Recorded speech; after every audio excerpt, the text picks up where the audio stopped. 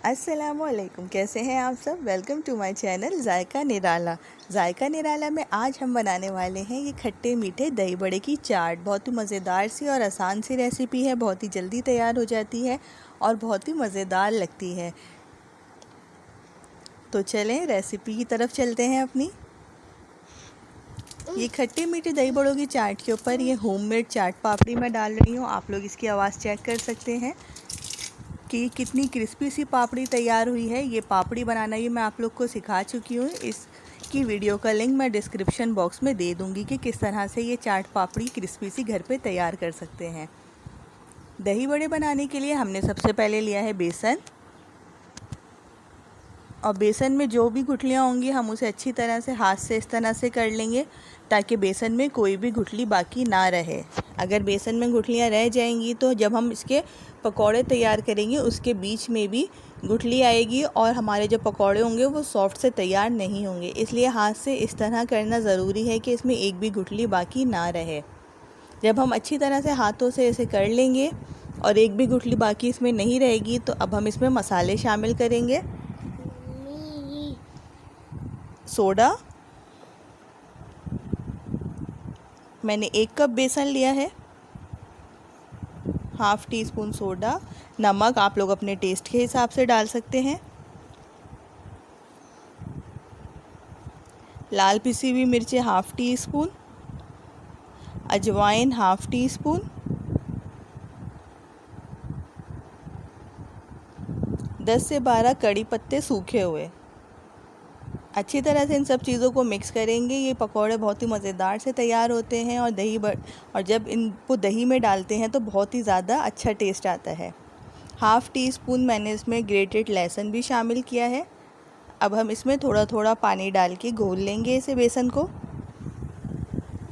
पानी हमने थोड़ा थोड़ा करके ही शामिल करना है, बेसन बहुत ज़्यादा पतला ना हो जाए।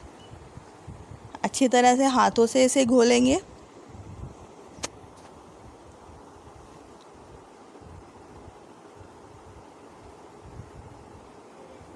बेसन को हमेशा हाथों से ही इस तरह से घोलना चाहिए, जब भी हमारे पकौड़े अच्छे और सॉफ्ट से तैयार होते हैं। मैं बेसन घोल चुकी हूँ और आप लोग देख सकते हैं कि इसकी कंसिस्टेंसी इतनी थिक होनी चाहिए।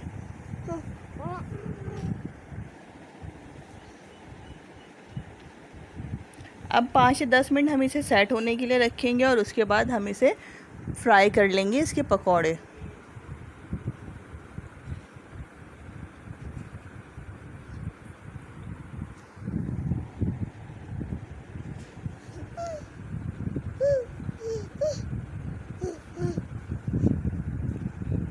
अब ये छोटा वाला स्पून लेंगे और इससे हम पकौड़े बनाएंगे। तो हमारे पकौड़े इस साइज़ के होने चाहिए। मैंने पहले इसमें एक ऑयल में डाल के चेक करा था कि ऑयल गर्म हो चुका है कि नहीं। ऑयल बहुत ज़्यादा गर्म नहीं होना चाहिए, ऑयल मीडियम गर्म होना चाहिए और फ्लेम भी इसकी मीडियम ही होनी चाहिए, नहीं तो पकौड़े ऊपर से तो जल जाएंगे, अंदर से कच्चे रह जाएंगे।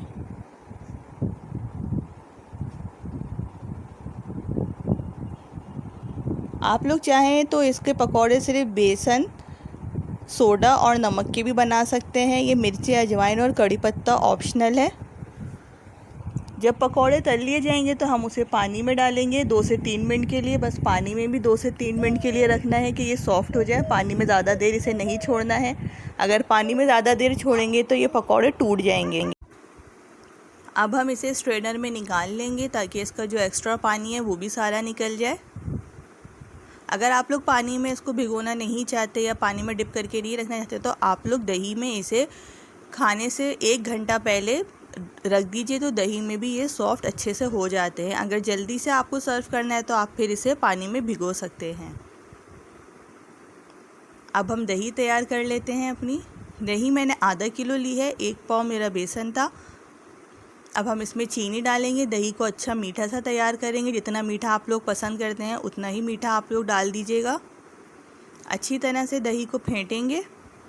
मैंने दही में पानी शामिल नहीं किया है। अगर आप लोग दही को थोड़ा और पतला करना चाहते हैं तो उसमें थोड़ा सा दूध आप लोग शामिल कर सकते हैं, लेकिन पानी नहीं डालिएगा। अब हमने अपने ये दही बड़ों के बड़े या पकौड़े एक डिश में डाले, ऊपर से दही डाली हमने।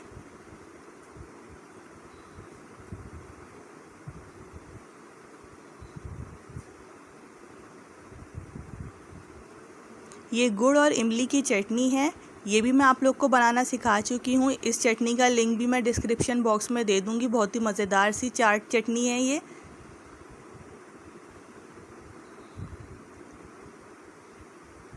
इस चटनी से इन दही बड़ों का मज़ा डबल हो जाता है।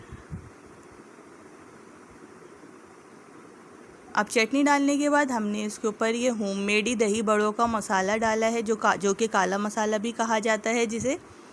ये मसाला भी मैं बनाना सिखा चुकी हूँ, इसका लिंक भी मैं डिस्क्रिप्शन बॉक्स में दे दूँगी, चटनी का, मसाले का और चाट पापड़ी का।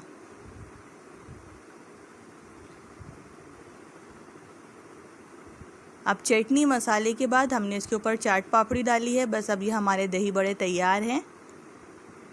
इस रेसिपी को आप लोग ज़रूर ट्राई कीजिएगा। बहुत ही मज़ेदार सी ये दही बड़ों की चाट तैयार होती है और इसके जो पकौड़े होते हैं या बड़े होते हैं वो इतने मज़ेदार और मसालेदार से होते हैं कि दही के साथ उसका मज़ा दुबाला हो जाता है।